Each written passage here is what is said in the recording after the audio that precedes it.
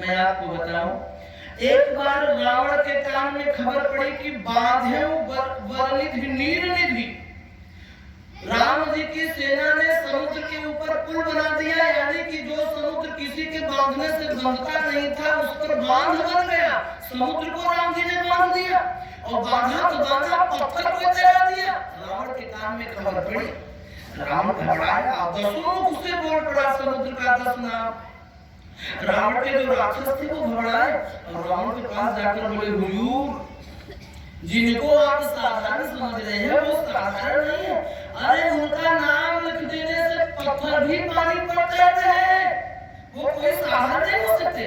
सो महाराज, जान बची रहेगी तो बहुत लड़ाई लड़ेंगे, हम लोग अपना अपना परिवार लेके जा रहे हैं। अरे रावण ने कहा, समुद्र पर पत्थर तैराना कोई बड़ी बात नहीं है, मेरे बाएं हाथ का खेल है, चलो हमारे साथ समुद्र के किनारे। रावण सभी राक्षसों के लेके समुद्र के किनारे पहुंचा और बोला कि जितनी मर्जी हो उतना बड़ा पत्थर लेकर आओ, मैं समुद्र पे तैरा के दिखा दूंगा। और राक्षस एक बहुत बड़ा विशाल पहाड़ लेकर आए और रावण ने पहाड़ उठाया और पहाड़ को अपने मुंह के पास लगाया। पता नहीं क्या पहाड़ के कान में कहा, पत्थर के कान में पता नहीं क्या कहा, और कुछ बोलकर पत्थर को समुद्र पे छोड़ दिया। महाराज, अचरज की बात हो गई, पत्थर डूबा नहीं, तैरने लगा। अब तो रावण की जय जयकार होने लगी, रावण की जय जयकार होने लगी। रावण ने कहा, ऐसे नहीं, यदि यकीन ना हो तो 150 राक्षस जाके बैठ जाओ, डूबने वाला भी नहीं है। महाराज, 50 राक्षस जाकर बैठ गए, पत्थर नहीं डूबा। अब तो रावण की और जय जयकार होने लगी। रावण ने कहा, देखा, ये राम नहीं, हम भी कर सकते हैं। सो राक्षस दुगने उत्साह के साथ रावण के साथ खड़े हो गए, बोले, महाराज जीत लेंगे, जीत लेंगे। रावण उन सब में उत्साह भर के वापस आए अपने शयन कक्ष में। रात्रि का समय विश्राम करने गया तो रावण की पत्नी मंदोदरी, महाराज, मैं क्या सुन रही हूँ? मैंने सुना कि आज आपके हाथों का छुआ हुआ पत्थर समुद्र पर तैर गया। हाँ, तुझे विश्वास नहीं है? सवेरे चलकर देख लेना। नहीं नहीं महाराज, मुझे विश्वास है पर संदेह है। किस बात का? महाराज, वे भगवान है। मंदोदरी बोली, वे भगवान, उनके हाथों का पत्थर पानी पर तैरे, इसमें कोई अचरज नहीं है, लेकिन आपका छुआ हुआ पत्थर पानी पर तैरे, संदेह है। रावण ने कहा, देख, आज तक तूने तो कभी मेरी बात मानी नहीं, इसलिए तुझे मेरे बात पर भरोसा नहीं है, और मैं सभा में बहुत परेशान हुआ, मुझे परेशान मत कर। तुझे विश्वास नहीं होता तो सवेरे चलकर देख लेना। और महाराज मंदोदरी कहाँ माने? बाल भट्ट, जोगी भट्ट और त्रिया भट्ट, मंदोदरी कहाँ मान रही? रावण मुझे तुमसे रावण बताने नहीं चाहता था। रावण जानता था कि चाहे पत्नी कितनी प्यारी हो, उसे भेद बताना ना चाहिए, और चाहे भाई कितना बैरी हो, उसे राज छुपाना ना चाहिए। चाहे भाई कितना बैरी हो, उसे राज छुपाना ना चाहिए। जिस भजन में राम समान हो, उस भजन से जाना ना चाहिए। जिस सभा में अपना मान हो, उस सभा में जाना ना चाहिए। रावण ने सुना कि अगर मैंने इसको बता दिया तो कल पूरे नगर में हल्ला हो जाएगा। रावण बताना नहीं चाहता था, पर मंदोदरी ने जिद किया कि महाराज, आपने पत्थर पानी पर कैसे चलाया? रावण बोला, देख, किसी से कहना मत। हाँ, नहीं कहूंगी। रावण बोला, देख, इसमें मेरी कोई महानता नहीं है। तो फिर किसकी महानता है?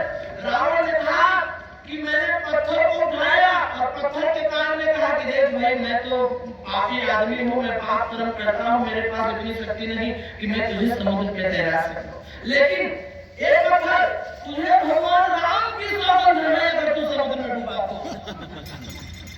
तो ये सारी महिमा उनके नाम की है, उनके नाम की महिमा है। उनके नाम की महिमा को मानकर ये पत्थर समुद्र पर नहीं डूबा, मेरी कोई महिमा नहीं है, ये सारी की सारी महिमा राम जी का है। उन्हीं के नाम के साथ मेरा भी नाम लिया जाएगा। उनके नामों की महिमा अपरंपार है कि कहूं कहां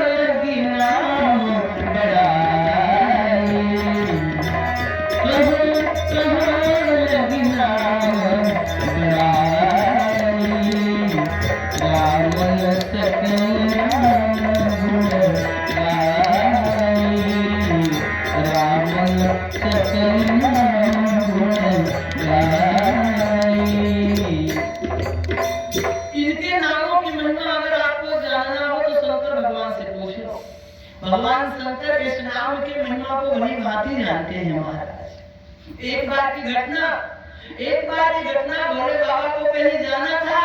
सो माता पार्वती जी से कहते हैं, देवी जी हमारा त्रिशूल और डमरू लाओ, हमें कहीं जाना है सत्संग में। सवेरे का समय था।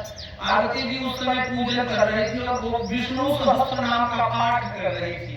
पार्वती जी बोली, महाराज जी अगर हमारे हाथों से लेना होगा तो आधे घंटे आपको इंतजार करना पड़ेगा। बोले बाबा, बोले क्यों? पार्वती जी बोली, महाराज जी मैं विष्णु सहस्त्र नाम का जाप कर रही हूँ, आधा घंटा मुझे लगेगा। शंकर जी ने कहा, आधा घंटा समय खराब कर रही हो, मैं तुम्हें एक ही नाम बता दूंगा, वो विष्णु जी के 1000 नामों के बराबर कर देगा। पार्वती जी बोली, कौन सा नाम है? तो शंकर जी बोले, राम रामेति रमे रामे मनोरमे सहस्र नाम तत्तुल्यम श्री राम नाम। ऐ बराने, ऐ भार्या, ऐ भाग्यवान, सहस्र नाम तत्तुल्यम 1000 नामों के बराबर का फल देने वाला है श्री राम नाम। यह एक नाम बोल लो तो 1000 फल नाम लेने का तुम्हें फल मिल जाता है महाराज। क्योंकि 2 बार द्वारिका त्रिवेणी जाए, 3 बार और 4 बार काशी में गंग के नहाए से, 5 बार गया जाए, 6 बार नैमिषारण्य और 7 बार पुष्कर में तीर्थ के कराए से, रामनाथ बद्रीनाथ जगन्नाथ केदारनाथ ऐसे सकल तीर्थन में पग पग के धाए से, कि जेते फल होती कोटि तीर्थ स्नान किए, तेई फल होत केवल राम नाम गाय से, तेई फल होत केवल राम नाम गाय से। अरे जीवन सुख चाहिए तो 4 मंत्र याद करो, जीवन सुख चाहिए तो 4 मंत्र याद करो। हक दीन दुखी का कभी न खाना चाहिए, और कैसी भी परिस्थिति आन पड़े जीवन में, भूल के कुसंग में कभी न जाना चाहिए।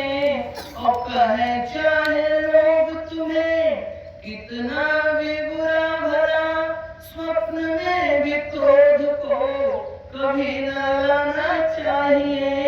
और कहते सदग्रंथ ऐ मानो विचार करो, पाकर नर देह राम नाम गाना चाहिए, पाकर नर देह हरि नाम गाना चाहिए। शंकर भगवान जी नित्य प्रति भगवान हर समय हर पल भगवत चर्चा में लगे रहते हैं। अच्छा एक बात मुझे बताना आप लोग, हमारे यहाँ एक कहावत है कि 3 तिगाड़ा काम, लेकिन भोले बाबा से जाकर सीखिए। शंकर जी के जीवन में 3 अंकों का विशेष योग, लेकिन आज तक एको काम नहीं बिगड़ा। अब जैसे देखिए शंकर जी के नाम में कितने अक्षर हैं? 3 है ना। पत्नी पार्वती जी कितने अक्षर नाम में? 3 ही है।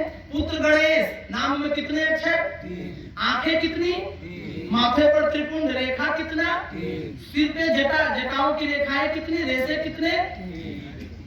शंकर जी के हाथों में त्रिशूल, धार कितने? 3। नाम त्रिशूल में अक्षर कितने?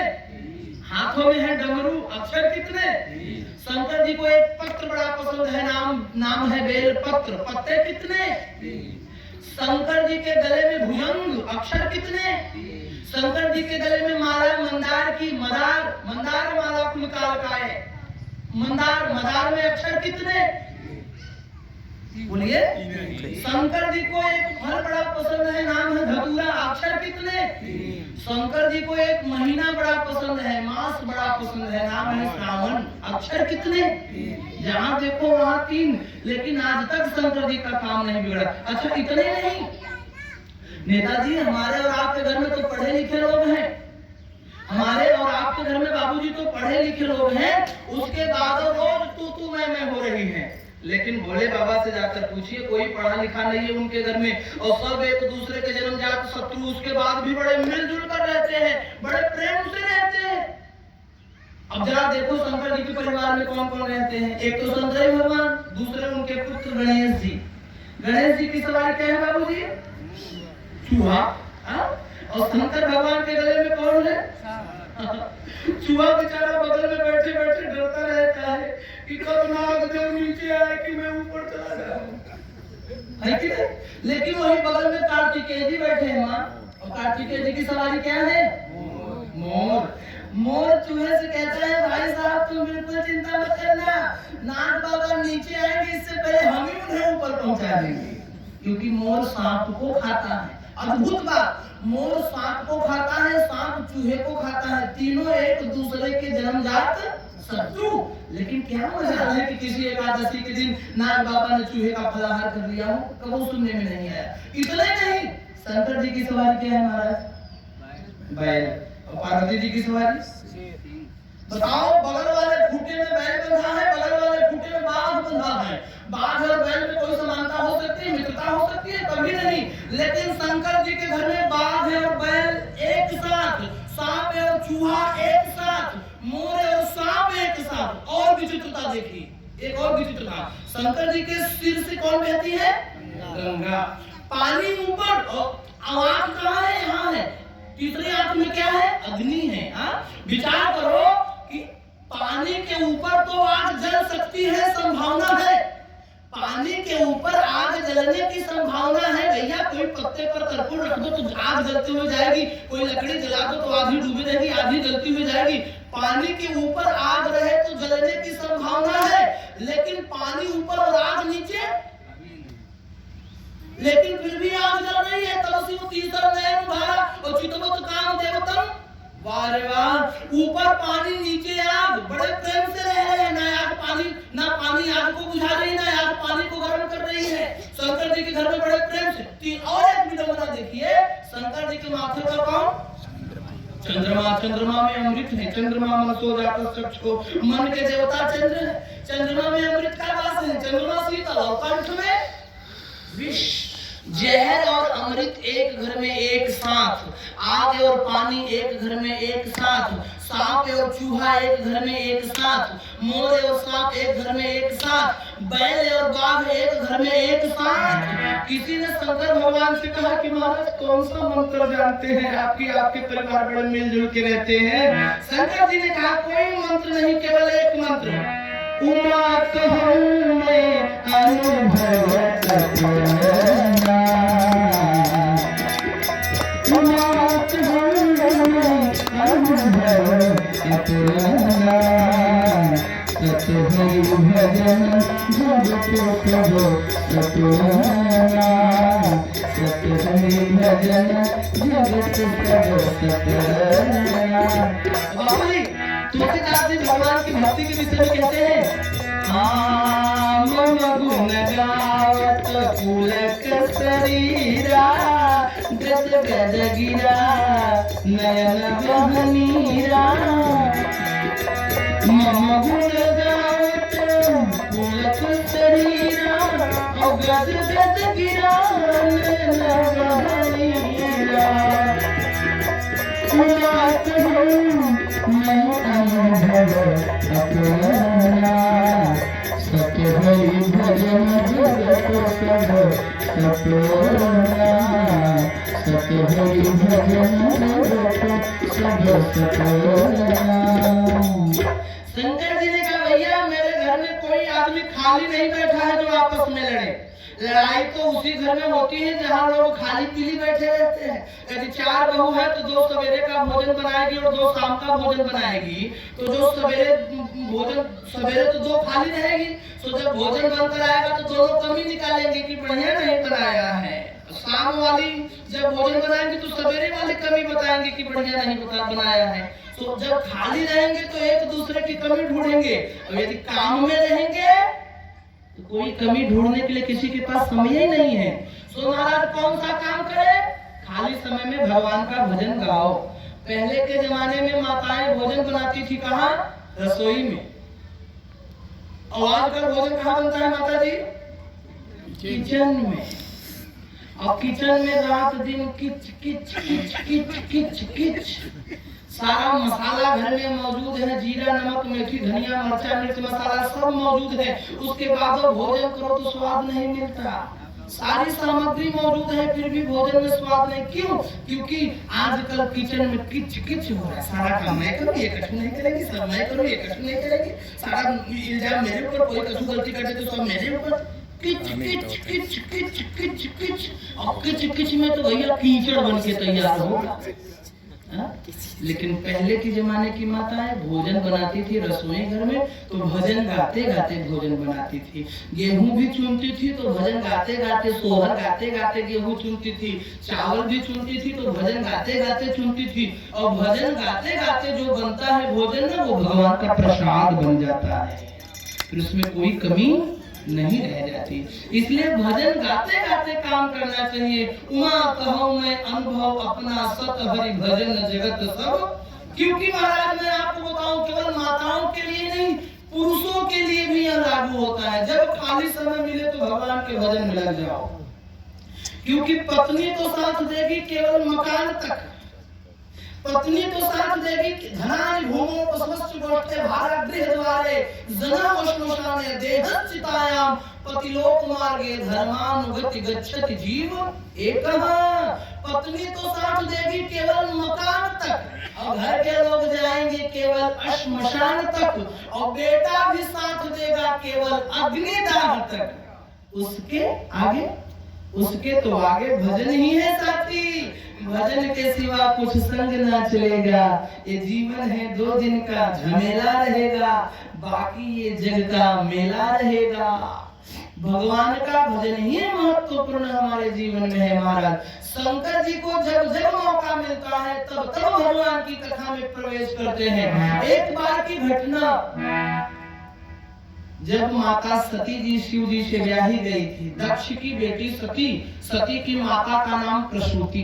प्रसूति जैसी माता संसार में कोई नहीं भाई महाराज। इसलिए आजकल भी अगर आप किसी अस्पताल में जाते होंगे तो अस्पताल में आप कक्ष के ऊपर देखते होंगे, किसी विशेष कमरे के ऊपर जहाँ माँ बच्चे को पैदा करने वाली होती है, ऑपरेशन होता रहता है, वहाँ ऊपर लिखा रहता है प्रसूति कक्ष। प्रसूति जैसी माँ नहीं थी महाराज, दक्ष जैसे बाप नहीं है। संसार की सृष्टि की रचना में दक्ष का विशेष योगदान है महाराज।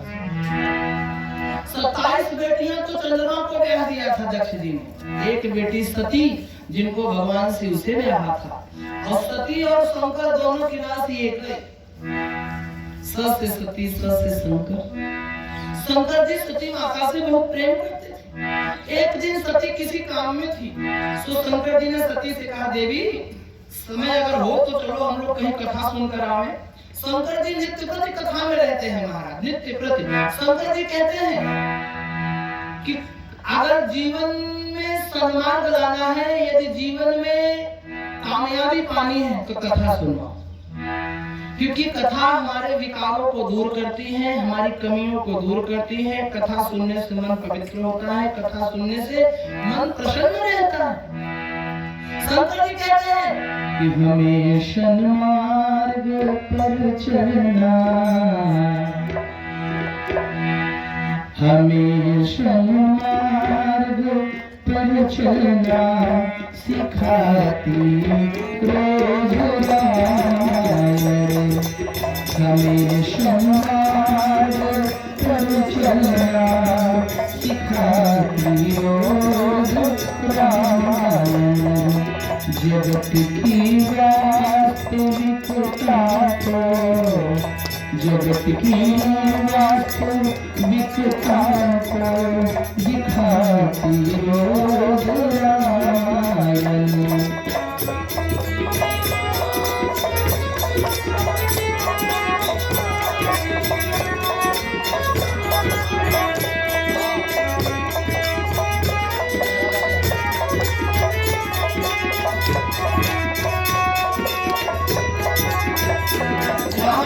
क्या क्या करती है? फंसे माया के चक्कर में भरमते जीव हैं सारे। आज के समय में हर आदमी माया के चक्कर में फंस गया है। कौन सी माया? कोई कहता है ये मार्ग सही है, कोई कहता है ये रास्ता सही है, कोई कहता है ये रास्ता सही है। और भगवान को पाने के लिए लोगों ने अलग अलग मार्ग अपना लिया है। कोई कहता है हम ये मार्ग वाले हैं, कोई कहता है हम ये मार्ग वाले हैं, कोई कहता है हम ये मार्ग वाले हैं। कोई कहता हमारे भगवान ऐसे हैं, कोई कहता हमारे भगवान ऐसे हैं, कोई कहता हमारे भगवान ऐसे हैं। आप सभी बुद्धिजीवी लोग यहाँ बैठे हैं, मैं आप लोगों से केवल एक बात पूछना चाहता हूँ, तिलठी एक है कि दो है? एक ही है ना? तिलठी एक ही है, लेकिन अगर इस तिलठी गांव में किसी को आना हो तो आने के लिए 10 रास्ते हैं। गोपीगंज से भी आएंगे तो तिलठी आएंगे, पुल पर से भी आएंगे तो तिलठी ही आएंगे, गंगा जी पार करके आएंगे तो तिलठी आएंगे, औलाई से आएंगे तो तिलठी आएंगे, पुरजादिर से आएंगे तो तिलठी आएंगे, सहसेपुर से आएंगे तो तिलठी आएंगे। आएंगे तिलठी ही, आने के मार्ग अलग अलग है। तो जब तिलठी एक ही है, उसी तरह भगवान भी तो एक ही है। एक ओम ब्रह्म द्वितीयो नास्ति न भूतो न, परमात्मा तो एक ही है, लेकिन अब लोगों को समझाएं कैसे? लोगों को समझाएं कैसे? बड़ी विचित्रता इस बात की है कि जो वेद पढ़े और भेद करे, जो वेद पढ़े और भेद करे, मन में नहीं निर्मलता आई, वो कितना चाहे ज्ञान कहे, भगवान को पाना क्या जाने। फंसे माया के चक्कर में भरमते जीव हैं सारे। फंसे माया के चक्कर में भरमते जीव हैं सारे। हमें माया के चक्कर से, हमें माया के चक्कर से छुड़ाती रोज रामायण। हमें माया के चक्कर से छुड़ाती रोज रामायण। रामायण क्या है? राम कथा सुनने पे पाई संशय विहद रावण। जैसे खेत में पक्षी फसल पर आकर बैठे तो एक ताली बजा देने से पक्षी उड़ के दूर हो जाता है। उसी प्रकार शरीर रूपी खेत में, मानव रूपी शरीर के खेत में कभी कभी संशय संदेह नाम का पक्षी आकर बैठ जाता है। तो राम कथा में अगर हम आकर बैठ जाएंगे, तो राम कथा में बैठने के बाद अगर हम संकीर्तन में ताली बजाएंगे, तो हमारे जीवन का जो संशय रूपी पक्षी है वो उड़ के दूर हो जाता है हमारा।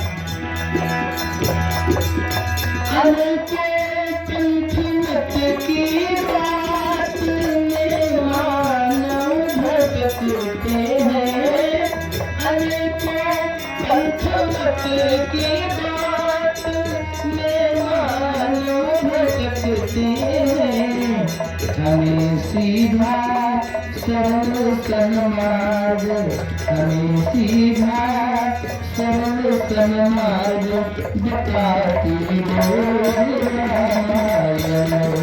हमें निज धर्म पर चलना, हमें निज धर्म पर चलना बताती रोज रामायण।